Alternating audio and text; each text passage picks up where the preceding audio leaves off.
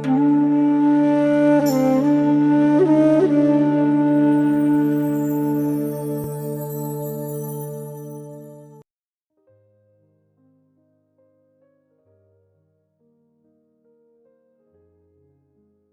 काली जी। पिछले सत्संग में हमने पहले दो चक्र, मूलाधार चक्र और स्वाधिष्ठान चक्र के बारे में बात की थी। आज हम नाभि चक्र के बारे में जानेंगे। नाभि चक्र, जिसे मणिपुर चक्र के नाम से भी जाना जाता है, मानव शरीर में तीसरा ऊर्जा केंद्र है। यह चक्र हमारे पारिवारिक संबंध, धन संपत्ति, वैभव की उपलब्धि और समृद्धि को भी दर्शाता है। नाभि चक्र के गुण है संतुष्टि, राजसी महिमा, शांति और धर्म। इस चक्र को माँ लक्ष्मी और विष्णु नियंत्रित करते हैं। वे हमारे भीतर धर्म स्थापित करके हमें सुख, वैभव और भोग प्रदान करते हैं।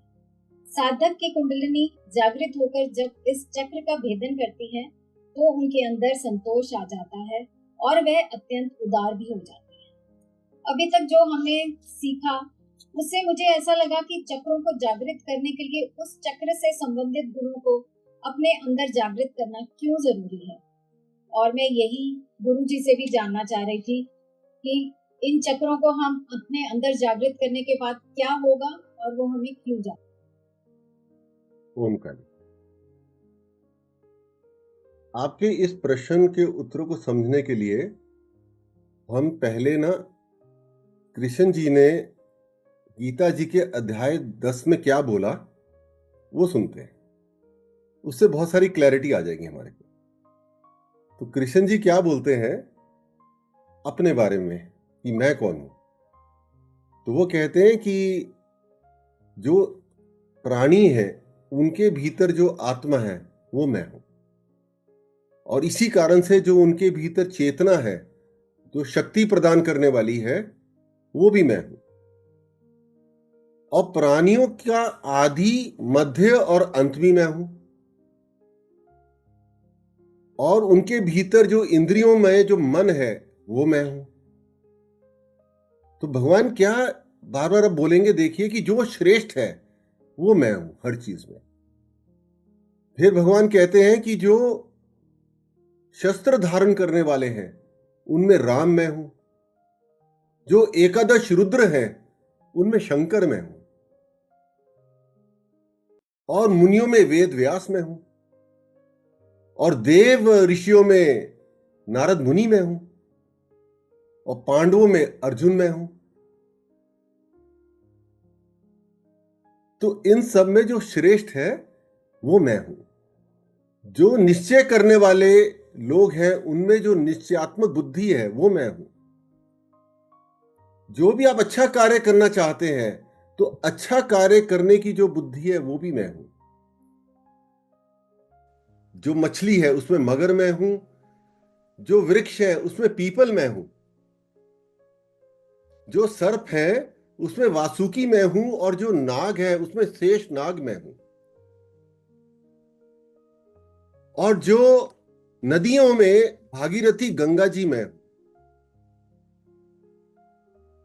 और जो भी आप सात्विक कार्य करना चाहते हैं उसमें जो सात्विक भाव है वो भी मैं। तो ये आखिरी में जो उन्होंने बोला, भगवान ने ये बोला कि जो भी आपके अंदर सतोगुण है वो सारे के सारे गुण मैं हूं। तो साथ में हमने ये भी सीखा कि हम ही ब्रह्म है। जो हम ब्रह्म हम ही है, तो हम ही कृष्ण स्वरूप में है। तो ये सारे जो गुण है ये हमारे अंदर भी एक्टिवेट होने चाहिए। और अगर हम अपने आप को अलग समझ लें कि ईश्वर अलग है, तो जो ईश्वर श्रेष्ठ है, जो सब में श्रेष्ठ है, उनको हम क्या चीज अर्पण कर सकते हैं जो हम में सबसे श्रेष्ठ है, वही तो अर्पण करेंगे ना। जो सब में श्रेष्ठ है उनको हम वही तो अर्पण करेंगे जो हम में सबसे ज्यादा श्रेष्ठ है। तो क्या हम भगवान को गुस्सा अर्पण करेंगे, या क्या हम भगवान को लालच अर्पण करेंगे, या क्रोध अर्पण करेंगे, या अपनी जो इच्छाएं हैं कभी खत्म नहीं होती वो अर्पण करेंगे। काम, क्रोध, लोभ, मोह, अहंकार, मत्सर्य, जो षड दोष है, इनमें से आप भगवान को कौन सा दोष अर्पण करेंगे? आप दोष अर्पण करेंगे या कुछ अच्छा अर्पण करेंगे? आप तो वो अर्पण करेंगे ना जो सबसे श्रेष्ठ है आपके भीतर, जो सबसे अच्छा है। तो सतोगुण है जो आपके भीतर, वही तो अर्पण करेंगे ईश्वर को। और अगर आप इस बात को मानते हैं कि आप ही ईश्वर स्वरूप है, तो फिर आपके भीतर भी जो सब कुछ एक्टिव होना चाहिए वो वही होना चाहिए जो श्रेष्ठ है। इसीलिए जब तक जो श्रेष्ठ है, जो सबसे अच्छा है, जो सतोगुण है, जब तक हमारे भीतर एक्टिवेट नहीं होते हैं, हम ईश्वर स्वरूप बन ही नहीं सकते हैं। और जब तक हम ईश्वर स्वरूप नहीं बनेंगे, तब तक इस जीवन का करेंगे क्या? ये तो जीवन जानवरों के जैसे ही तो हो गया। क्योंकि ईश्वर को अगर कुछ अर्पण करना है, वो तो सबसे श्रेष्ठ ही करना है। उसके लिए ही हमें श्रेष्ठ बनना पड़ेगा, उसके लिए ही हमें भीतर के अपने सतोगुण को एक्टिवेट करना पड़ेगा। हर चक्र पे जो जो गुण विराजमान है उसको एक्टिवेट करना पड़ेगा। आपको मीना जी बात समझ में आई कि जब तक हमने अपने भीतर के उन गुणों के एक्टिवेट नहीं किया जो कि श्रेष्ठ हैं, हम ईश्वर से ना तो जुड़ सकते हैं, ना उनको कुछ हम अर्पण कर सकते हैं, ना वो हमारी पूजा ही स्वीकार करेंगे। क्योंकि मन में और हमारे भीतर जो जो हमारी वृत्तियां फंसी हुई हैं, जो हमारे तमस और रजस को बढ़ा रही हैं, उसके साथ जब भी कोई हम सत्कर्म भी करेंगे, वो कैसे स्वीकार होगा? कि हमने सोचा कि चलो हम लोगों को अच्छा भोजन कराते हैं, और मन में ये अहंकार है कि मैं करा रहा हूं, मैं फंसा हुआ है कि मैं करने वाला हूं, तो कैसे चलेगा? ये सारी विपरीत बातें हो जाती है ना, कि हम धर्मार्थ का कार्य भी करना चाहते हैं, लेकिन अपने अहंकार की हम बलि भी नहीं देना चाहते। तो ये सबसे हमारे को कृपा है मां कुंडलनी की। जब मां कुंडलनी जागृत होकर हमारे हर चक्र का भेदन करती है और मां वहां के तमस और रजस को मिटा देती हैं, तो अपने आप ही वहां के जो सतोगुण है वो एक्टिवेट हो जाते हैं। तो उस चक्र की एनर्जी संतुलन में आ जाती है। तो हमने क्या किया कि जो एक ग्लास पानी का लिया जिसके अंदर शुद्ध जल है, और उस जल ने हमने कोई भी अशुद्ध चीज मिला दी, तो वो जो जल की शुद्धता ही खराब हो गई। तो जब हमने उस जल से उस अशुद्ध चीज को निकाल दिया तो जल फिर से शुद्ध हो गया। वही कार्य हम अपने चक्रों के साथ किया। हमने अपने चक्र की अंदर जो अशुद्ध था वो निकाल दिया अपने साधना के माध्यम से, मां कुंडलनी की माध्यम से। हमारे चक्र की एनर्जी पूरी तरह से एक्टिवेट हो गई, पूरी तरह से संतुलन में आ गई। उस चक्र के सतोगुण हमारे व्यवहार में, हमारे विचारों में और हमारे आचरण में प्रकट हो गए। वो प्रकटीकरण हो गया। तो इसके अलावा कोई तरीका नहीं है। हम कोई भी शॉर्टकट अपना लें कि हम सोचें कि हम किसी ऐसे बीज मंत्र का पूरे टाइम उच्चारण करेंगे तो हमारा काम हो जाएगा। हो सकता है हो जाए, लेकिन वो जो प्रोसेस होगा बड़ा कठिन होगा। और क्योंकि हम पारिवारिक जीवन में हैं, हमारे लिए थोड़ा सा करना मुश्किल भी हो सकता है, और हो सकता है हम उसको बीच में छोड़ भी दें। तो सबसे अच्छा तरीका तो यही है कुंडलनी योग का, कि मां कुंडलनी की कृपा से ही हम इस कार्य को कर सकते हैं। तो जो हमारा नाभि चक्र है, उनमें जो प्रभु बैठे हैं वो विष्णु जी बैठे हैं, और विष्णु जी ही धर्म प्रदान करने वाले हैं। तो वो जो धर्म प्रदान करने वाले हैं, वो हमारे अंदर उसी को एक्टिवेट करेंगे जो सतोगुण है, जो धारण करने लायक है। तो जो नाभि चक्र है हमारा, वो हमारा सेंटर है हमारे धर्म के जागरण का। बिना विष्णु जी की कृपा से हमारे अंदर धर्म का जागरण हो ही नहीं पाएगा। और जब तक धर्म का जागरण नहीं हो पाएगा, हम अपने आध्यात्मिक उत्थान के मार्ग पे आगे बढ़ ही नहीं पाएंगे। केवल एक क्रिया रह जाएगी करने को, कि हम कुछ रिचुअल्स कर रहे हैं, हम ध्यान कर रहे हैं, हम सब चीजें कर रहे हैं, लेकिन आगे नहीं बढ़ रहे हैं। क्योंकि जो हमारे बॉन्डेजेस हैं वो हमारे को वहीं रोक के बांध के रखे हैं, वहीं रस्सियों से वहीं बंधे हुए हैं। जो हमारी मानसिक रस्सियां हैं, जो हमारे वृत्तियां हैं, वहीं फंसे हुए हैं। हम आगे नहीं बढ़ पा रहे हैं क्योंकि हम फ्री नहीं हो पा रहे। बताइए नीतू। ओम काली गुरु जी। ओम काली जी। गुरु जी, एक चीज पूछ रहे थे हम कि मतलब माँ कुंडलिनी जागृत करने के लिए, जैसे आपने जो भी चक्र बताया, मणिपुर चक्र, तो पहले मतलब हमारे जो अवगुण हैं वो हमें पहले मतलब निकालने पड़ेंगे तब होंगी, या उनके जागृत होने से ये अवगुण निकल जाएंगे? आपने खुद ही बात सही बोल दी है, उनके जागृत होने से वो निकल जाएंगे। वो हमारे लिए इजी हो जाता है। सपोज हम लोग राज योगा का प्रोसेस फॉलो करते हैं, उसमें पहले हम साधना के माध्यम से अपने मेहनत से हम अपने अवगुणों को निकालते हैं, फिर जाके माँ कुंडलिनी एक्टिवेट होती है। तो और गुरु जी, क्योंकि हम राजयोग क्या है? राजयोग होता है, जो योग का मतलब क्या हो गया, ईश्वर से जुड़ने की पद्धति। योगा, हम योगा बोलते हैं ना, योगा हम वो जो प्राणायाम करते हैं, हम एक्सरसाइजेस करते हैं, उसका मूल तो यही है ना कि हमें ईश्वर से जुड़ना है। तो प्राणायाम के थ्रू, साधना के थ्रू, ध्यान के थ्रू, उसमें बहुत सारी चीजें आती ना, मंत्र चैंटिंग भी आती है। उन सब के माध्यम से हम लोग ईश्वर से जुड़ सकते हैं। वहां भी होना वही है कि आगे चल के माँ कुंडलिनी की जागृति होनी है, तभी वो कार्य पूर्ण होगा। लेकिन क्योंकि हम शक्तिपात का मेथड फॉलो कर रहे हैं, कि हमारे को माँ की कृपा हो गई है कि हम अपनी साधना के माध्यम से जब हम अपना शुद्धिकरण कर लेते हैं और माँ कुंडलिनी अपने स्वरूप में हमारे सहस्त्रा पे आ जाती हैं, तो वो जो ब्लेसिंग्स हैं माँ कुंडलिनी की जागरण के, वो कई साधकों को मिल जाती हैं। शिव काली बोध में ऐसा नहीं कि वो मेरे पास ही है, और लोग भी कर रहे हैं उसको। आप भी कर पाएंगी धीरे धीरे, क्योंकि माँ कुंडलिनी जब आपकी एक्टिवेट होके आपके चक्रों का शुद्धिकरण करेंगी, तो एक दिन ऑटोमेटिकली क्या होगा, जब आप पीछे किसी के बैठ के उनकी कुंडलिनी जागरण की माँ से प्रार्थना करेंगी तो हो जाएगी। उसके बाद क्या होगा, जो आपने बाद में बात बोली, माँ कुंडलिनी चक्रों का शुद्धिकरण कर देंगी, तो हमारे लिए वो प्रोसेस इजी हो जाएगा। क्योंकि हम लोग पारिवारिक जीवन में है ना, अब हम तो इतना समय नहीं लगा सकते ना कि हम 12 घंटे 16 घंटे ध्यान करें या परिवार छोड़ के आश्रम में जाके रहने लग जाएं। नहीं होगी ना बात। और मेजॉरिटी ऑफ लोग तो पारिवारिक ही हैं। इसलिए मेरा भी जब 29 साल में मैं साधना में मैंने अपना आरंभ किया था, मेरा पर्पस ही ये था कि मुझे परिवार नहीं छोड़ना है। मुझे परिवार में रह के ही वो सिस्टम ढूंढना है कि कैसे लोगों का योग स्थापना हो सके ईश्वर से, बिना परिवार को छोड़े, बिना परिवार के सुख को छोड़े। क्योंकि जो पारिवारिक व्यक्ति है उसको ज्यादा जरूरत है, मुझे ऐसा लगा। वो तो सबसे ज्यादा संघर्ष कर रहा है ना। तो इसीलिए उसी प्रोसेस में हमारे को ये शक्तिपात का जो मुझे प्रोसेस मिला, उससे सबका कल्याण हो ही रहा है। कुंडली एक्टिवेट हो रही है और जो सारे अवगुण है वो खत्म हो रहे हैं, और जो सतोगुण है वो एक्टिवेट हो रहे हैं। आप बताइए, आपको आंसर मिला या आप कुछ और आंसर ढूंढ रही थी?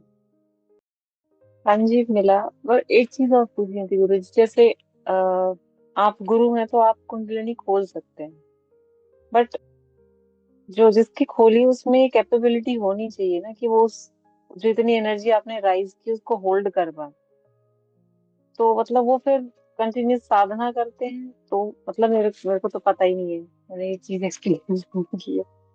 मतलब मैंने सुना है कि गुरु गुरु खोल सकते हैं कुंडलिनी। सपोज किसी को कोई बीमारी है, डायबिटीज है सपोज, तो उसको डॉक्टर एक दवाई देता है, उसको रोज खानी पड़ती है ना। इसी तरह जो साधक है, उसकी जो मेडिसिन है वो साधना है। उसको नित्य एक डिसिप्लिन के साथ करना होता है। जब वो उसको करता रहेगा तो माँ कुंडलिनी एक्टिव रहेंगी, और एक स्टेज आएगा कि उसका पूरी तरह से शुद्धिकरण हो जाएगा और वो निर्वाण की स्थिति प्राप्त कर लेगा। ये आप कर सकते हैं। आप उस विश्वास को अपने अंदर एक्टिवेट करिए, इट इज पॉसिबल।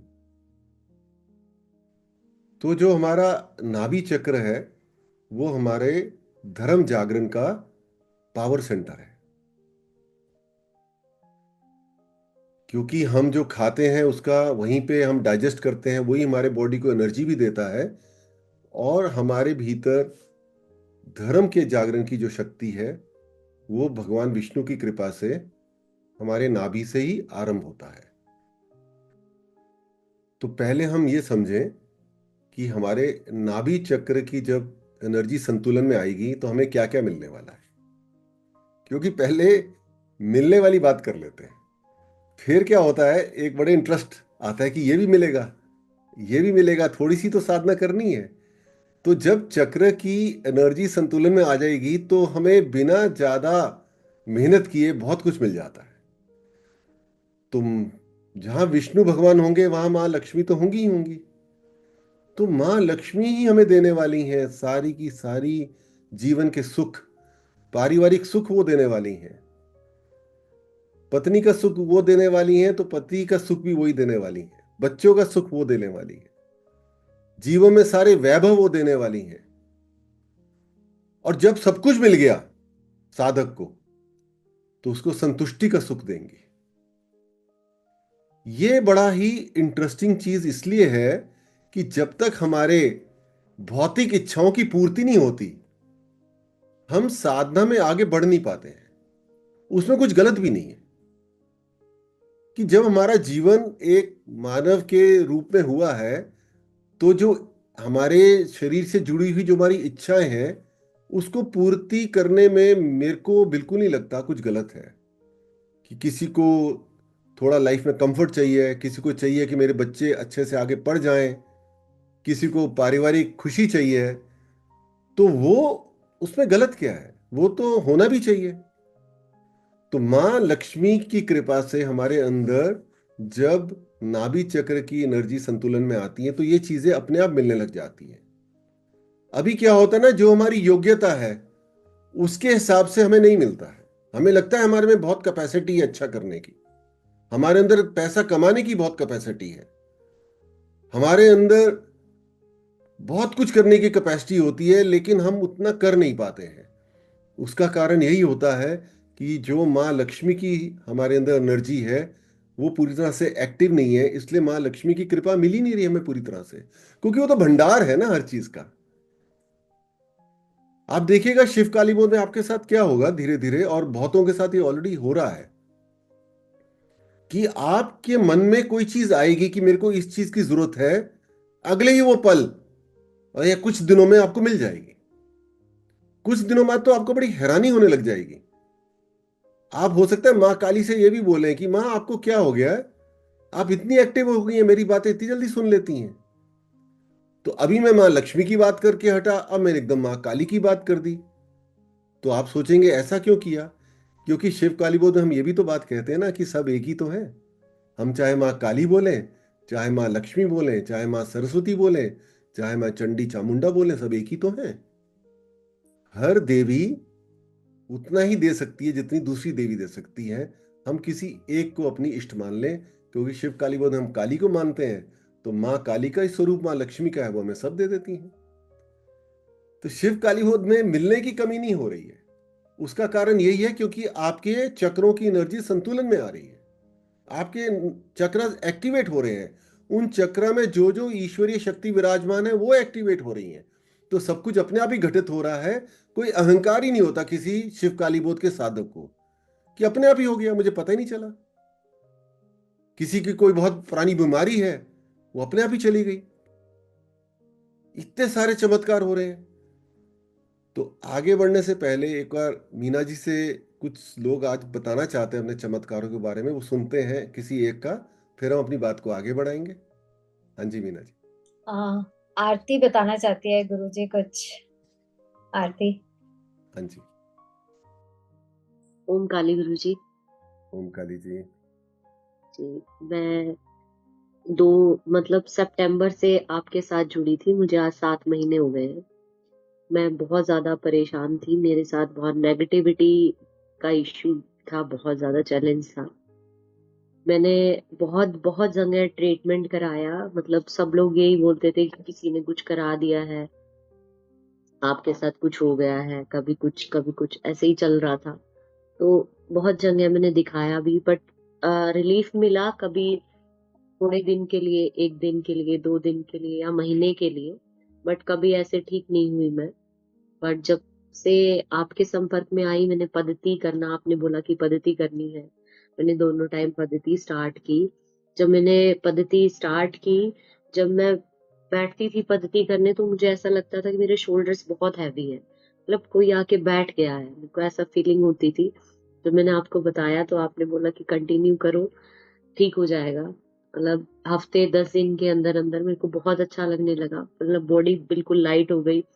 फिर धीरे धीरे जल क्रिया स्टार्ट की और वो नींबू वाली पद्धति हुई। उसके बाद से बहुत रिलैक्स फील कर रही हूँ और आज इतना अच्छा लगता है गुरुजी कि अब पूजा करने में मन लगता है। कभी ऐसे पूजा करती थी तो मन नहीं लगता था, कभी इधर उधर ऐसे ही चलता रहता था। अंदर से बहुत लगता था कि मैं बैठूं पूजा करूं, थोड़ी देर साधना कर पाऊं, पर कभी ऐसे बैठ नहीं पाई। अब मैं बहुत अच्छे से कर भी पाती हूँ, पद्धति करने में मन करता है। अगर कभी बाई चांस ऐसा होता है कि मैं अगर कहीं हूं भी, अगर छूट रही है तो मैं जैसे तैसे टाइम निकाल के अपनी पद्धति कर लेती हूँ। आज बहुत बहुत अच्छा लगता है गुरुजी आपके साथ आके। धन्यवाद। मजा आया ना सुन के? तो अगर आरती ने अपने जीवन में बदलाव लाई तो स्वयं ही तो लाई। उन्होंने एक प्रोसेस को फॉलो किया और जो टोटके थे वो सब करके देख लिए, समझ में आ गया ये वर्कआउट नहीं करने वाले, क्योंकि जब तक अपने अंदर की ही शक्ति एक्टिवेट नहीं करी तो क्या होगा, हम किसी के गुलाम बन के क्यों रहें। कि इतनी बड़ी भगवान ने हमें बात बता दी, हमारे धर्म ने बता दी कि हम ही ईश्वर स्वरूप हैं। सॉरी मीना जी, कुछ कह रहे हैं आप? हाँ जी, मैं ये बोलने लगी थी कि वही है कि यहाँ पे आने का सबसे बड़ा फायदा है कि आपने पद्धति दी कि आप करें और आप अपने आप को शुद्धिकरण अपने आप कीजिए। मतलब एक पावर हमारे पास आ गई कि हमने अपने आप करना है। अभी तक की आरती क्या कर रही थी कि दूसरों के पास हमें जाना, आरती ही नहीं, हम लोग भी सब उससे पहले कभी किसी पंडित को दिखाना, कभी किसी को, मतलब किसी के पास जाके उस पर डिपेंडेंट थे। और ये पद्धति करने के बाद ऐसा लगता है पावर हमारे पास है। Thank you. तो ये पद्धति जो है ये सिद्ध प्रोसेस है। ये मुझे 25 साल की साधने के बाद ही इसकी प्राप्ति हुई है, माँ की ब्लेसिंग्स के रूप में। और मुझे खुद ही नहीं पता था कितनी पावरफुल हो जाएगी ये। इतनी पावरफुल पद्धति है कि ये जो पद्धति हम करते हैं इसमें कुछ ऐसी प्रेयर्स हैं जिनसे माँ कुंडलिनी एक्टिवेट हो जाती है। इनफैक्ट कई बार शक्तिपात की जरूरत भी नहीं पड़ती। जो लोग बहुत दूर हैं मुझसे, उनकी अपने आप ही प्रोसेस करने से ही माँ कुंडलिनी एक्टिवेट हो रही है। The process itself is so powerful. तभी हम बहुत ब्लेस्ड हैं कि शिव कालीबोध में हमें प्रोसेस ड्रिवन सिस्टम मिला है, पर्सन ड्रिवन नहीं मिला। कल बहुत सारे लोग इस प्रोसेस को अपने आप कर पाएंगे, अपने आप ही वो दूसरों को हेल्प कर पाएंगे, तो आप सबका सशक्तिकरण हो जाएगा। हम बात करते हैं ना महिलाओं का सशक्तिकरण की, जो गरीब लोग हैं उनके सशक्तिकरण की, आध्यात्मिक सशक्तिकरण की कोई बात ही नहीं कर रहा है। तो माँ कुंडलिनी की कृपा से हमारा आध्यात्मिक सशक्तिकरण हो जाता है और उसके बाद जो नेगेटिव एनर्जीज हैं वो हमारे पास फटकती भी नहीं है। और अगर आती हैं उसका कारण यही होता है कि थोड़ी सी हमारी साधना कमजोर हो जाती है, क्योंकि हम कंफर्ट जोन में चले जाते हैं। कि जब लाइफ कंफर्टेबल हो जाती है, सब कुछ अच्छा अच्छा होने लग जाता है, तो हम फिर से अपनी प्रायोरिटी को ईश्वर से हटा के उस भौतिक जीवन में डाल देते हैं। तो फिर से जो बाहर की नेगेटिव एनर्जी हमें इफेक्ट करती है, तो हमारे समझ में आता है कि हमें ये नहीं करना है, कि हम आध्यात्मिक जीव हैं, वी आर स्पिरिचुअल बीइंग्स। हम अपने कोर से ना हटे। अगर हम कोर से हट गए तो फिर वही सफरिंग हमें पकड़ेगी, वही हमारे कर्मास पकड़ेंगे, वही हमारी जो जो चीजें हमने गलत कर रखी हैं अपने पिछले जन्मों में या इस जन्म में, उसका फल हमें चुकाना पड़ेगा। वो बड़ा दुखदाई हो जाता है। और एक और प्रॉब्लम होती है, जब हमारे अंदर नेगेटिव एनर्जी आती है ना, तो हमें धर्म के मार्ग से दूर ले जाती है, क्योंकि उसका धर्म ही है। उस नेगेटिव एनर्जी का भी धर्म है ना। उसका धर्म ये है कि हमारे को साधना में मन नहीं लगेगा, मन करेगा अभी बड़ा हम लेथार्जी हो रही है, अभी छोड़ देते हैं, आज समय नहीं है, और सारी चीजों को हम प्रायोरिटी देने लग जाते हैं। वो जो नेगेटिव एनर्जी है वही हमारे को, हमारी बुद्धि को कंट्रोल करके, हमारे मन को कंट्रोल करके हमें बहकारी होती है। तो जैसे ही जो साधक है वो उस बात को समझ लेते हैं कि ये क्यों हो रहा है, आता है ना, धीरे धीरे समझ में आता है सबको कि ये अभी जैसा भी होगा मुझे अपनी साधना नहीं छोड़नी है, तो वो चली जाती है। कितना सुंदर सिस्टम हो गया ना, यहाँ पे अपने आप ही सब कुछ हो रहा है, अपने आप रियलाइजेशंस आ रही हैं। इसको मुझे ऐसा लगता है कि जैसे माँ काली ने हमारे हाथ को पकड़ रखा है, पूरी तरह से हाथ को पकड़ के हमें लेके चल रही हैं अपने राजमहल की ओर। चलो तुम्हें शिव से मिलाती।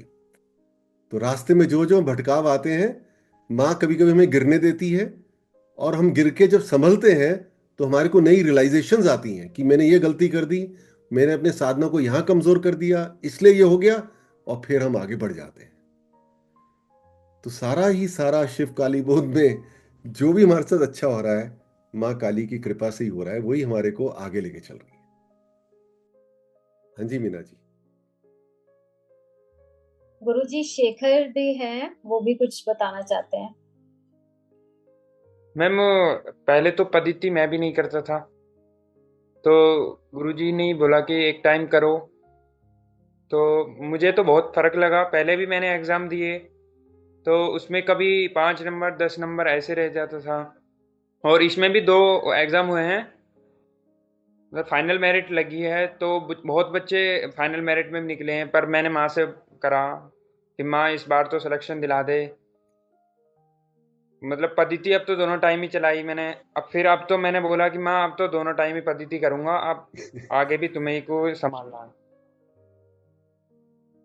तो अब शेखर हमेशा से दोनों टाइम पद्धति करेगा ना? बचपन से ऐसी आदत डाली हुई है कि थोड़ी बहुत कर लो पूजा, पर हमें इसके बारे में बेनिफिट जो है ये नहीं पता था कि क्या क्या फायदा भी होगा पूजा करने से। अब तो हमने भी बच्चों से बोला है, सुबह तो प्रेयर में कराते हैं, कि जैसे मैंने बोला है कि आप तुम्हें घर पे भी जरूर करनी है, देख लेना आगे आप भी कुछ ना कुछ हासिल कर जाओगे, आप जो मन चाहिए भगवान कराएंगे।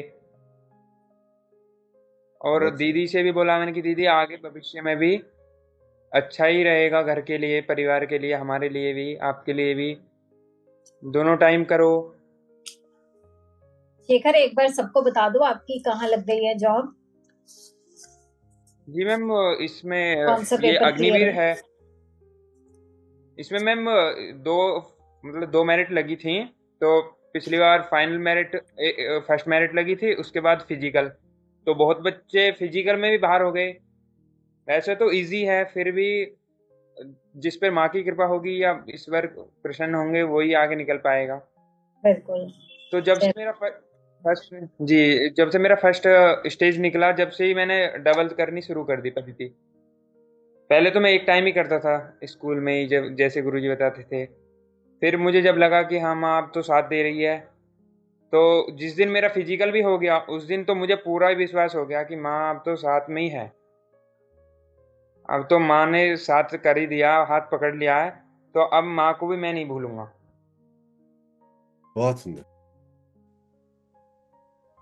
अभी तक जो हमारा डिस्कशन हुआ है, कनिका आप कुछ इसमें बोलेंगी तो हम फिर आगे बढ़ते हैं। जी मैं तो आज जैसे मैं सुन रही हूँ लोगों के टेस्टिमोनियल्स, मेरे को तो मतलब आई कैन फील माँ in this satsang, that's all I can tell you. I think you understand what I am trying to say. This is so powerful and the kind of the way they are speaking, I can see that mother is with us. तो आज के सत्संग से एक बात हमें clear हो गई कि नाभि चक्र में हमारे भीतर धर्म के जागरण का रहस्य छुपा है। तो जब हमारे नाभि चक्र की जो ऊर्जा संतुलन में आएगी, तो अपने आप ही हमारे हर चक्र पे जो जो धर्म है, जो जो सतोगुण है, जो भी सात्विक है, वो एक्टिवेट हो जाएगा। तो जो सबसे बड़ा गुण है हमारे नाभि चक्र का, वो होता है एक हाउसवाइफ का गुण। जो गृहिणी होती है उसका गुण होता है कि जो भी उसके घर आता है उसको वेलकम करती है। एक वार्मथ होता है उसकी नेचर में, एक जेंटलनेस होता है ना, और वो अपने पूरे परिवार को जोड़ के रखती है। तो ये जो गुण है गृहिणी का, वो हमारे अंदर एक्टिवेट होता है। तो जो भी आप देखो ना, संत महात्मा है, उन सबके भीतर भी ये गुण एक्टिवेटेड होता है। तभी आप किसी संत महात्मा से मिलो, आपको एक इतना अपनापन महसूस होगा उनसे कि जैसे हमारे अपने ही हैं। वो आपको अपने आश्रम में ऐसे वेलकम करेंगे कि जैसे आप उनके अपने हैं, और हर व्यक्ति को ना वो ऊंच देखेंगे ना कोई वो नीच देखेंगे। हर व्यक्ति उनके यहाँ नारायण का स्वरूप होगा, उसको वो वेलकम करते हैं। उनका बिहेवियर भी जेंटल होता है, बहुत ही अच्छा बिहेवियर होता है। अगर किसी संत महात्मा का बिहेवियर जेंटल नहीं होता, हम उनके पास जाते ही नहीं है। एक बार हमने किसी संत महात्मा को गुस्सा आ रहा है, तो हमारे सबसे पहले प्रश्न यही आता है, यार ये तो संत है, इनको क्यों गुस्सा आ रहा है। तो हमारे भीतर जब माँ लक्ष्मी की कृपा होती है, तो ये जो गुण है हमारे एक गृहिणी के, वो अच्छी तरह से एक्टिवेट हो जाते हैं, और हमारा जो घर है वो एक आश्रम से कम नहीं रहता, वो भी एक आश्रम बन जाता है। कोई भी आए सबको वेलकम करते हैं। ये चीज़ें ना अब हट गई हैं। ये पहले हमारे जो हिंदू धर्म की तो विशेषता थी ना, कि घरों में सबको वेलकम किया जाता था। जैसा पति कमा के लाता था उसी में महिला संतुष्टि करके काम चलाती थी।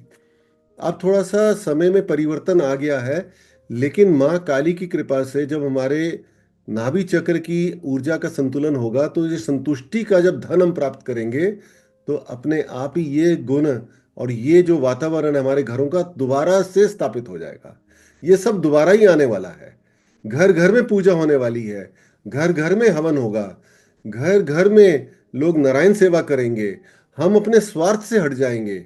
ये जो स्वार्थ है हमारे भय के कारण है, हमारे लालच के कारण है, हमारे अंदर जो संतुष्टि का गुण नहीं है उसके कारण जो हमारे के अंदर किसी को देने में मन नहीं करता है। जब थोड़े से हम संतुष्ट हो गए, तो जो बाकी है वो भगवान ने दिया, वो दूसरों के लिए तो दिया हुआ है। तो इन कंप्लीट फॉर्म हमारा जो राजसी गौरव है हमारे भीतर, जो एक राजा का गुण है, जो एक रानी का गुण है, वो भी एक्टिव हो जाता है कि हमें देने में ही अच्छा लगता है। हमको देने में संकोच नहीं करते हैं। तो और बहुत सारे गुण हैं हमारे नाभि चक्र के। फिलहाल हम इतनों पे ही अपने वर्क करें, इतने गुणों को अपने अंदर एक्टिवेट करें, उन पे मनन करें, और ये भी सोचें कि मेरे अंदर क्या कमी है, ये क्यों नहीं एक्टिवेट हो रहे। माँ से प्रार्थना करें। जब तक हम अवेयर नहीं होंगे, मेरा पर्पस तो आपको अवेयर करना है। माँ कुंडलनी तो आपकी ऑलरेडी एक्टिवेट हो गई है, साधना भी आप सब कर ही रहे हैं। अब तो बस अवेयर होना है, उसके बारे में जागरूक होना है। जागरूक होके ही जागृति होगी ना। जब तक जागरूक नहीं होंगे तो जागृति कैसे होगी, जागरण कैसे होगा। तो अब अपने भीतर के सतोगुणों का आप जागरण करिए, उसके बारे में पूरी तरह से जागरूक होके कि मुझे ये कार्य करने हैं। इस तरह से एक ईश्वर स्वरूप में अपने आप को ढालना है कि जो श्रेष्ठ है कृष्ण, वो स्वरूप में मैं बनूं। हर चीज मेरे भीतर श्रेष्ठ हो, हर गुण मेरे अंदर श्रेष्ठ हो, अवगुण चाहिए नहीं मेरे को। तो इतना सुंदर हमारे अंदर घटना घटेगी कि अगर प्रभु भी आपके पास स्वयं आके पूछे, बोल तुमको क्या चाहिए, तो तुम बोलोगे प्रभु मुझे कुछ चाहिए ही नहीं अब आपसे, मुझे तो आपके प्रेम में ही सब कुछ मिल गया। अब मेरे लिए वैभव क्या है, मेरे लिए पैसा क्या, मेरे लिए बोध भी क्या, वो भी अब मैटर नहीं करता। हाँ, अगर आप मुझे बोध देते हो, उससे मुझे अपना यंत्र बना लेते हो कि मैं और आपके कार्य कर सकूं, फिर दे दीजिए।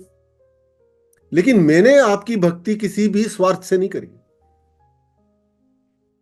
मैंने आपकी भक्ति का आरंभ तो थोड़ा स्वार्थ से किया, लेकिन जब मेरे भीतर आपने नाभि चक्र की संतुष्टि जागृत कर दी, मां लक्ष्मी ने मुझे संतुष्टि दे दी, मुझे ऐसा प्रतीत होता है मुझे अब सब कुछ ही मिल गया। तो अब तो और सब चीजें जो आप मुझे देना चाहते हैं वो आप अपनी मर्जी से दीजिए। मैं भक्ति इस पर्पस से नहीं कर रहा। मेरे भक्ति में कोई भी अशुद्धता नहीं है। मेरी भक्ति पूरी शुद्ध है, पूरी प्योर है। आपका सेवक हूं, आपका नौकर हूं। आप जो देंगे वो तो मैं स्वीकार कर ही लूंगा, लेकिन मैंने आपकी भक्ति केवल प्रेम से करी है, और आपने उसीलिए मुझे संतुष्ट कर दिया पूरी तरह से। तो बोध मिले ना मिले, मुझे संतुष्टि का धन मिल गया, और भगवान अपने आप ही परम गति, परम स्थिति भी हमें प्रदान कर ही देंगे। तो आज का सत्संग मैं यहीं कंप्लीट करता हूं। मीना जी, आप अपनी बात रखिए। आज हमने जाना कि तमस और रजस को कैसे कम करना है जिससे हम सत्व गुण को बढ़ा सकें, चक्रों के गुणों को अपने अंदर क्यों जागृत करना है और उनका प्रकटीकरण क्यों जरूरी है, नाभि चक्र की ऊर्जा को संतुलित करना भी उतना ही जरूरी है। और जो मैंने सवाल शुरू में किया था उसका गुरुजी मुझे बहुत ही अच्छे से जवाब मिला, और मैं भी पूरी कोशिश करूंगी कि इससे रिलेटेड जितने भी गुण हैं वो अपने अंदर जागृत कर सकूं और उनका प्रकटीकरण भी कर सकूं। बल्कि मैं तो आपसे एक बात और भी करूंगा कि आप क्या करें, अपने घर में कहीं पे ना एक चार्ट बना लें, है ना, एक पेपर पे लिख लें कि हर चक्र के कौन से गुण हैं जो मेरे भीतर नहीं है, और उनके बारे में जानकर अपने भीतर एक्टिवेट करें। देखें कि आया मेरे अंदर, नहीं आया।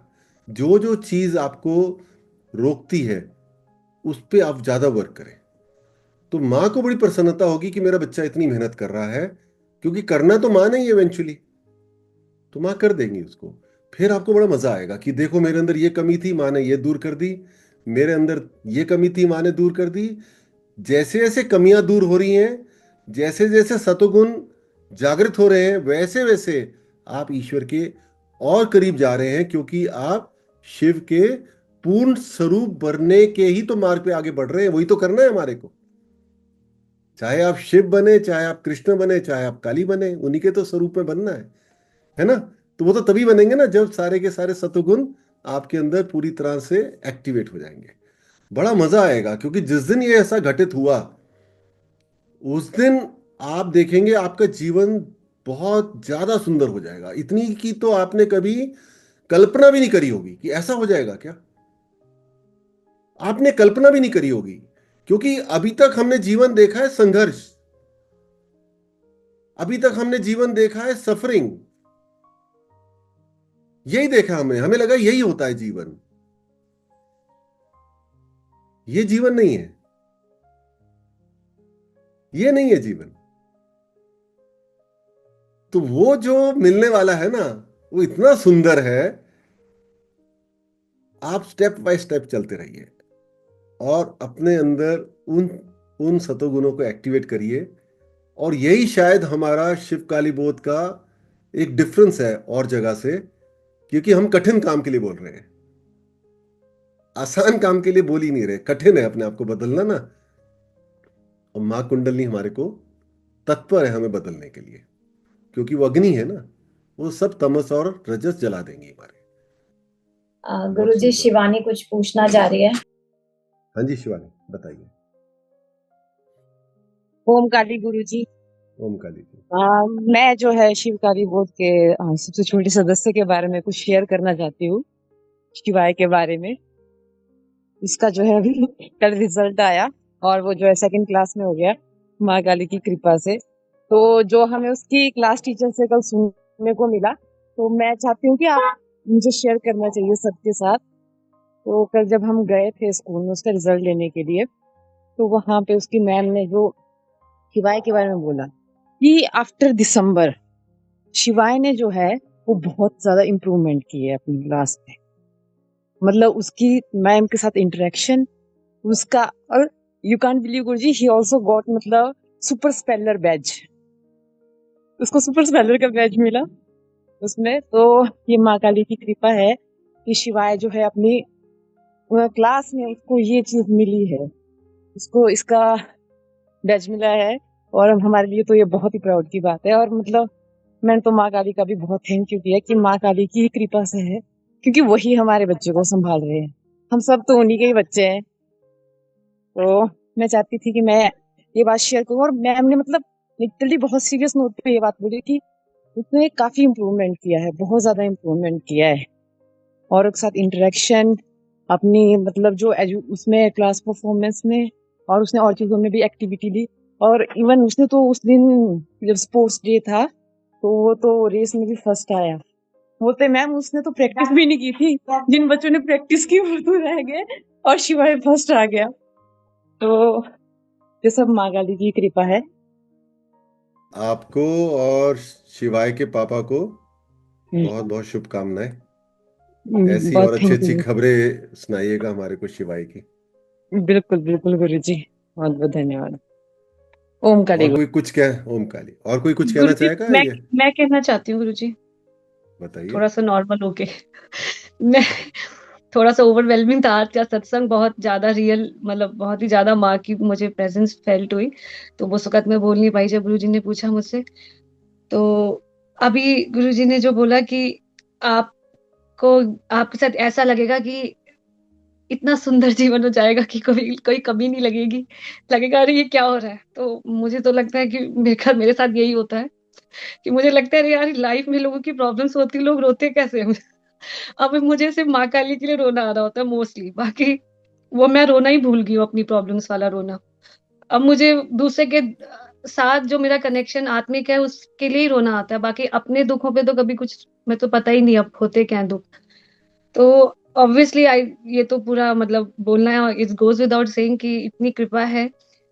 और बट कभी कभार अब इतना माने दे दिया है तो थोड़ा सा वो भी लगता है कि अधूरापन भी लगता है जब तक ईश्वर प्राप्ति नहीं होती। तो उसके कारण भी कभी कभार होना आता है कि इतना सब कुछ मिल गया कि आप भौतिक सुखों से ऊपर चले गए हैं, तो लगता है कि now we should get God also. मेरी बस आपसे एक ही रिक्वेस्ट है कि कल से नवरात्रि शुरू हो रहे हैं, तो नवरात्रि की विधि मैंने सबको ग्रुप में डाल दी है, उसको जरूर पढ़ लें। और उसमें 2 टाइम की पूजा है, अगर आप एक टाइम भी कर लें जरूर करें। कुछ समझ में नहीं आया तो मुझसे पूछ लें। ये बहुत पावरफुल एनर्जीज हैं इस टाइम पे, आज से ही शुरू हो गई हैं।